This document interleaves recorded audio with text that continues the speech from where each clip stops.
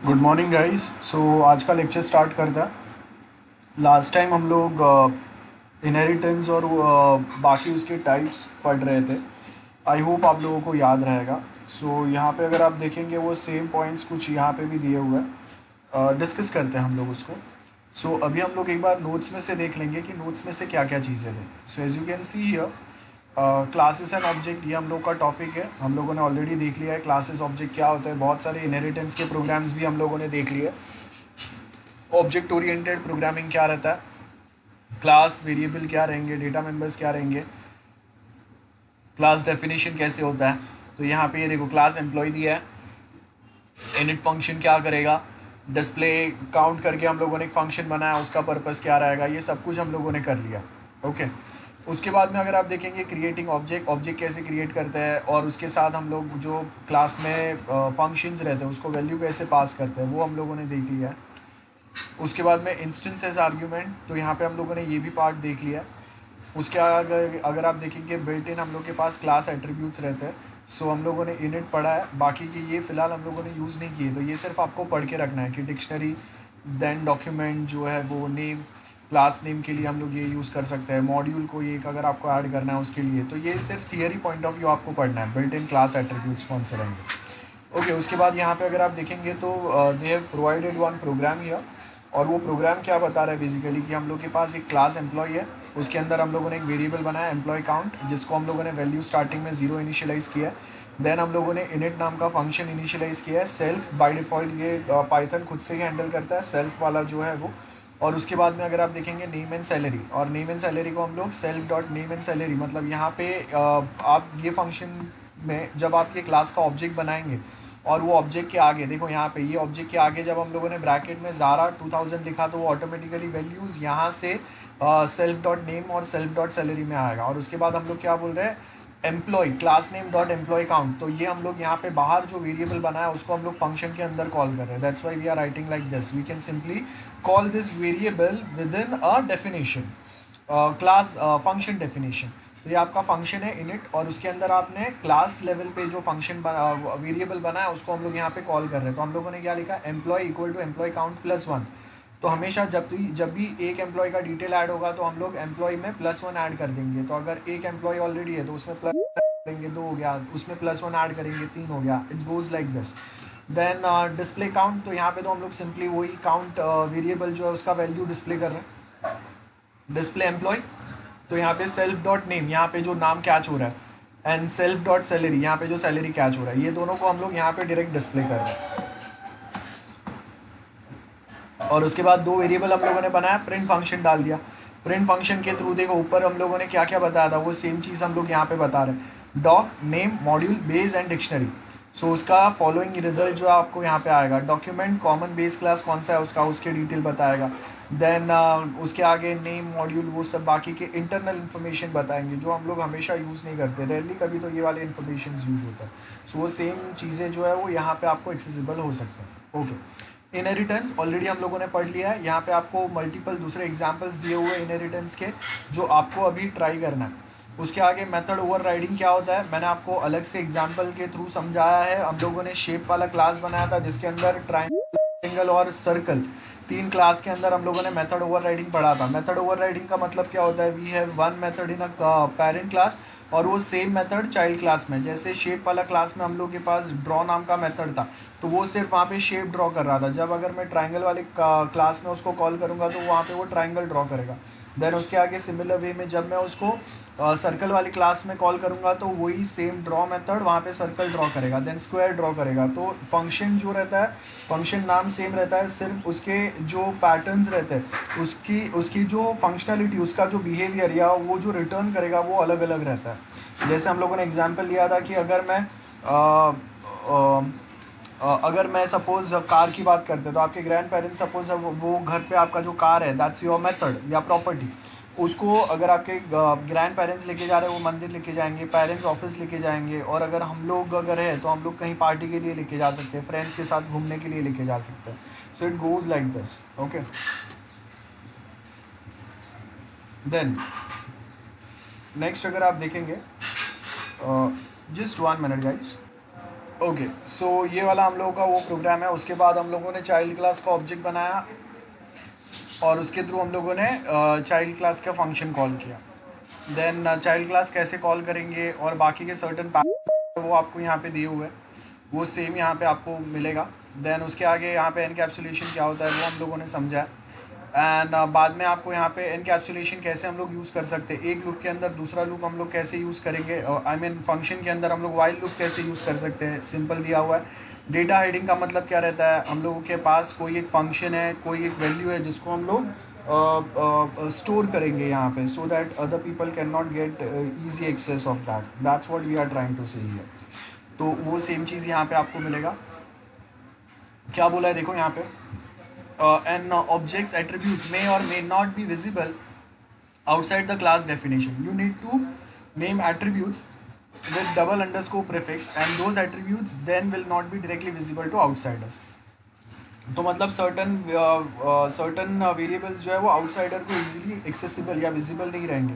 That is what we mean by data hiding. So यहाँ पे अगर आप देखेंगे, यहाँ पे आपके पास एक क्लास है जस्ट काउंटर, उसके आगे आपने यहाँ पे सीक्रेट काउंट रखा हुआ है। सीक्रेट काउंट के अंदर अगर आप देखेंगे, सो हम लोगों ने वैल्यू 0 असाइन किया है। देन हम लोगों ने एक फंक्शन डिफाइन किया काउंट सेल्फ, और उसके बाद हम लोगों ने यहाँ पे self dot secret count equal to self count +1 बराबर है, यही मतलब होता है इसका। और उसके आगे हम लोगों ने क्या लिखा, काउंटर इक्वल टू जो हम लोग का क्लास है उसका हम लोगों ने वेरिएबल बनाया, ऑब्जेक्ट बनाया यहाँ पे counter, then counter dot count and counter dot count. तो यहाँ पे देखो आपके पास यहाँ पे एक सीक्रेट काउंट है, उसको हम लोग कॉल कर रहे हैं बेसिकली। तो वो इजीली बाहर वाले को एक्सेसिबल नहीं रहेगा जो सीक्रेट काउंट है, बिकॉज आप फंक्शन के थ्रू इसको कॉल कर रहे हैं। तो ये जो सीक्रेट काउंट जो है वो हिडन है, आउटसाइडर अगर कोई उसको एक्सेस करने का या चेक करने का ट्राई करेगा तो उसको ये इसका एक्सेस इजीली नहीं मिलेगा। That is what we are trying to say here. Then multi threading programming. अब ये मल्टी थ्रेडिंग क्या रहता है ये हम लोगों को समझना है। सो बहुत छोटा सा हम लोग का पार्ट बचा है यहाँ पे, जो यहाँ से स्टार्ट हो रहा है मल्टी थ्रेडिंग। सो ये समझते हैं। Before we start with this, let me know if you have any doubts. जो भी हम लोगों ने इनहेरिटेंस एंड बाकी सारी चीज़ें किए थे last time, if you have any doubts let me know. And before we start with this, I want you guys to try this program employ वाला।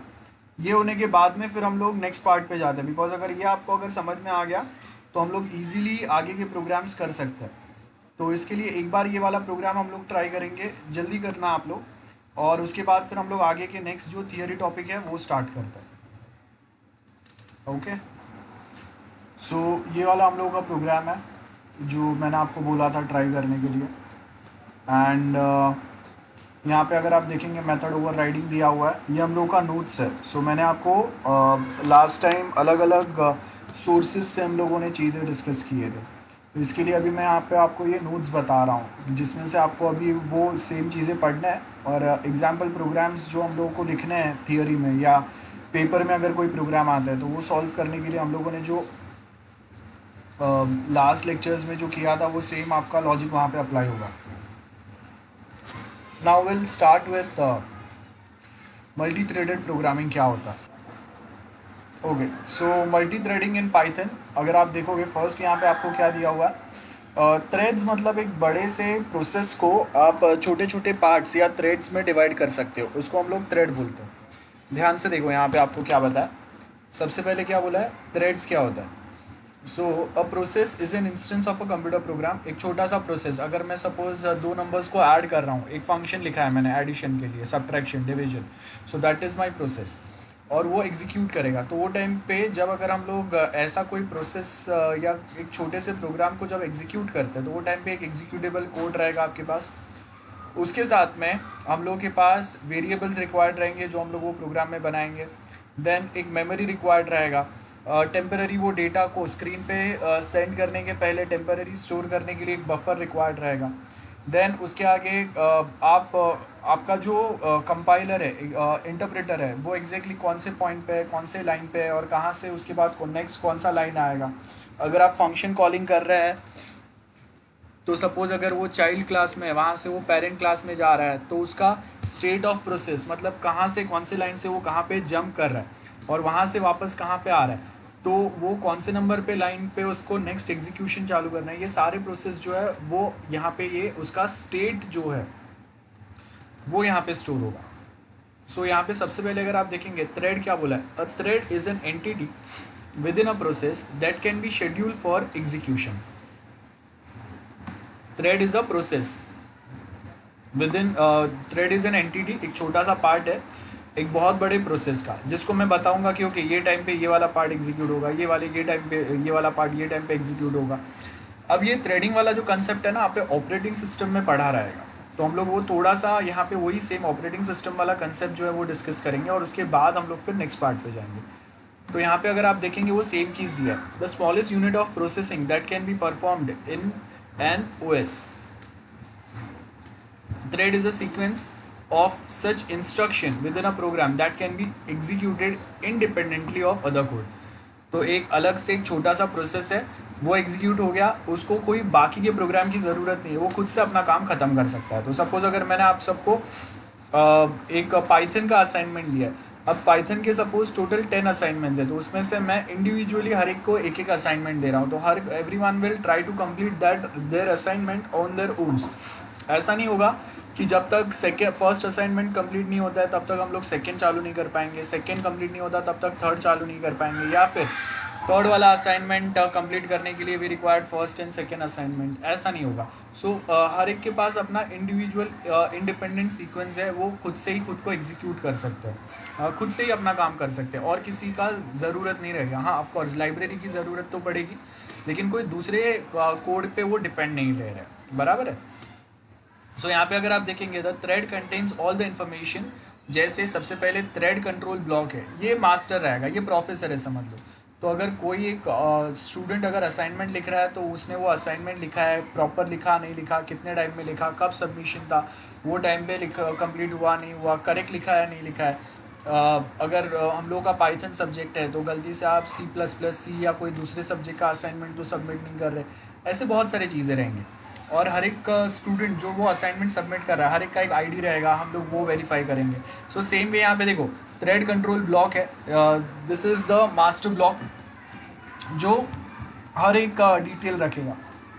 फर्स्ट डिटेल क्या है, थ्रेड आइडेंटिफायर रहेगा, एक यूनिक आईडी है। सो हर एक जो thread run हो रहा है, एक बड़े से प्रोसेस को, एक बहुत बड़े प्रोग्राम को आपने 10 पार्ट में डिवाइड कर दिया, तो अभी मेरे पास 10 थ्रेड्स है उसके, और हर एक थ्रेड को मैंने एक एक आईडी दे दिया, सो दैट मुझे पता चलेगा कि okay which thread is first second third fourth like that. So यहाँ पे हम लोग के पास थ्रेड आईडी मतलब जैसे आप सबके पास एक एक रूल नंबर होता है, तो अभी आप सब सपोज एक एक सिंगल इंडिविजुअल थ्रेड्स हो आप सब, और आपका एक मेन प्रोसेस या एक मेन प्रोग्राम क्या चल रहा है, SYBACIT। सो एक बहुत बड़े प्रोसेस के आप सब इंडिविजुअल थ्रेड्स हो और हर कोई इंडिपेंडेंट है, मतलब आपका फ्रेंड अगर पास या फेल हो रहा है उससे आपको कोई मतलब नहीं है, आपको इंडिविजुअली पास या फेल होना है। सो आप अपना सेम काम जो है वो कर रहे हैं, और वैसे ही इंडिविजुअल थ्रेड्स अपना अपना काम कर रहे हैं, और ये सबको जब हम लोग कंबाइन करेंगे तो मुझे ओवरऑल SYBACIT कैसे परफॉर्म कर रहा है, वर्क कर रहा है, वो पता चलेगा। सो इसके लिए हम लोगों ने हर एक जो थ्रेड है, हर एक जो स्टूडेंट है SYBACIT में, उसको हम लोगों ने एक रोल नंबर दिया हुआ है, और ये जो है ये हमेशा एक न्यू असाइन होते रहेगा हर बार जब एक नया स्टूडेंट ज्वाइन होगा। स्टैक पॉइंटर रहेगा, points to threads stack in a process, stack contains the local variable under the thread scope. तो हम लोग यहाँ पे क्या करेंगे, स्टैक पॉइंटर बेसिकली क्या बताएगा, पॉइंट करेगा कहाँ से आपको एग्जीक्यूशन चालू करना है। जैसे मैं बोलूँगा रूल नंबर 1 पाइथन का असाइनमेंट दो, रूल नंबर 2 C++ का असाइनमेंट दो, तो हम लोगों ने एग्जैक्टली पॉइंट किया है this thread and this part. So वो सब आपके पास यहाँ पे रहेगा। प्रोग्राम काउंटर आपको एग्जैक्टली एग्जीक्यूशन कहाँ से चालू करना है। जैसे अगर मैं बोलूँगा कि ओके पाइथन में आपका क्वेश्चन 1 प्रॉपर है, क्वेश्चन 2 जो है यू स्टार्ट विद क्वेश्चन 2, या वो मुझे एक्सप्लेन करो, या वो वाला मुझे सबमिट करो।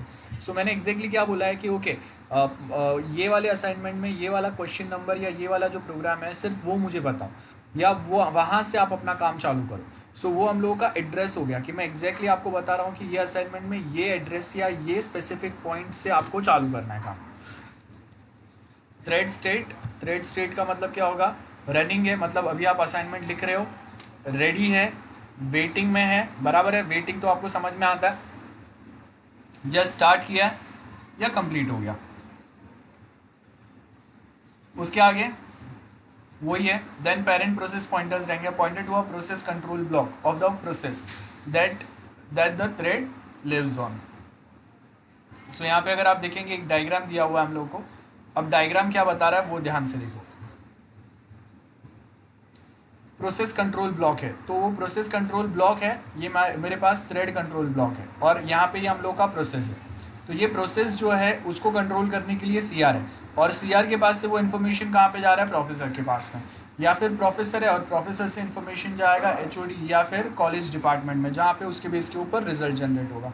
सो यहाँ पे अगर प्रोसेस मेमोरी अगर हम लोग देखेंगे, स्टैक है जहाँ पे आपका प्रोग्राम एग्जीक्यूशन चल रहा है, डेटा है which is required for that execution, बाकी के सर्टन टेक्स्ट है, और ये सब इन्फॉर्मेशन आपके पास कहाँ से आ रहा है, ये सारे इन्फॉर्मेशन कौन हैंडल कर रहा है, स्टैक पॉइंटर। उसके आगे थ्रेड कंट्रोल ब्लॉक के पास क्या रहेगा, थ्रेड कौन सा थ्रेड हो अभी करंटली एग्जीक्यूट हो रहा है उसका आईडी, उसका स्टेट, प्रोग्राम काउंटर रहेगा, कौन से एग्जैक्टली लाइन से आपको अगेन एग्जीक्यूशन चालू करना है, उसके बाद नेक्स्ट कौन सा लाइन एग्जीक्यूट होगा वो आएगा, रजिस्टर सेट जहाँ पे टेम्पररी आपका जो भी रिजल्ट है वो स्टोर होगा।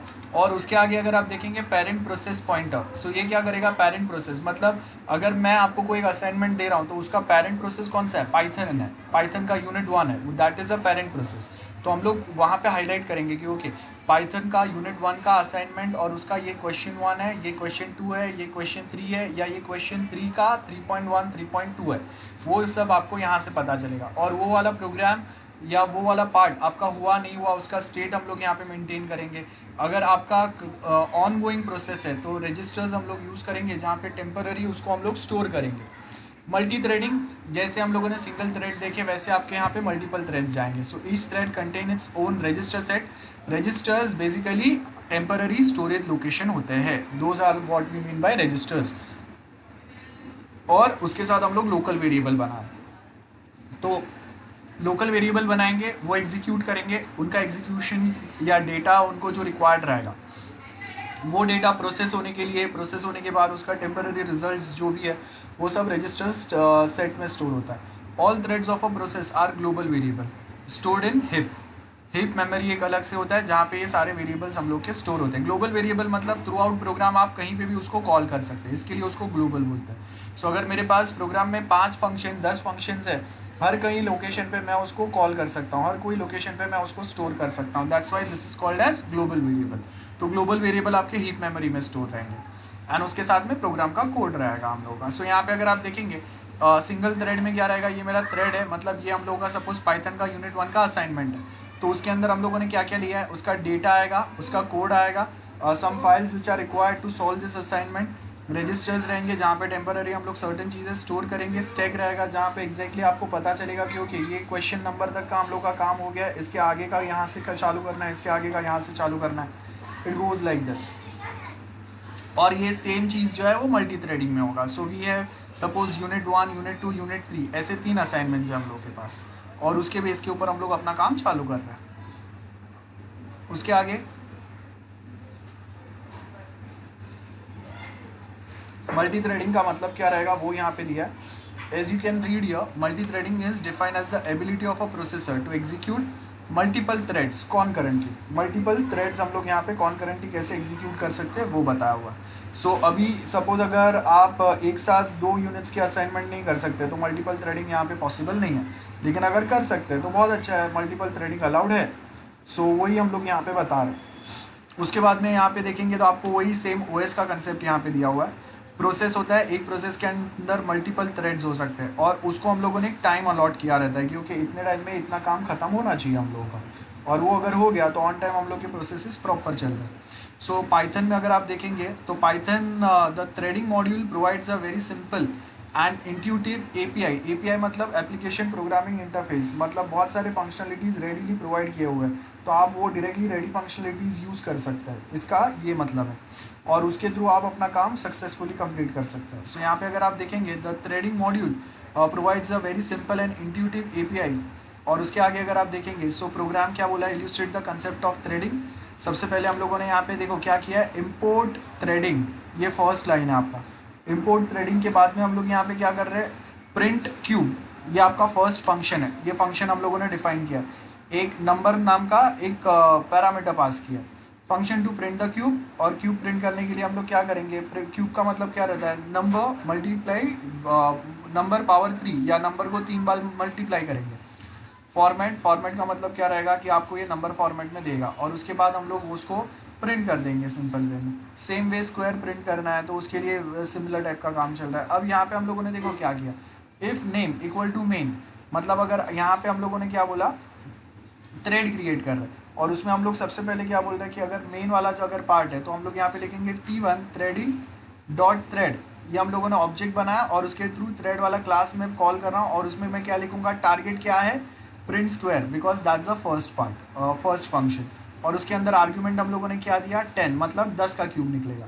देन उसके बाद हम लोग यहाँ पे नेक्स्ट क्या बोल रहे हैं, T2 threading that is the object name dot class name, और उसके अंदर पैरामीटर पास किए, टारगेट क्या है, प्रिंट क्यूब, तो उसके बाद हम लोगों ने क्यूब को प्रिंट किया, और उसके बाद T1 dot start, thread start हो गया, मतलब काम चालू हो गया। Then T2 dot start, second thread चालू हो गया।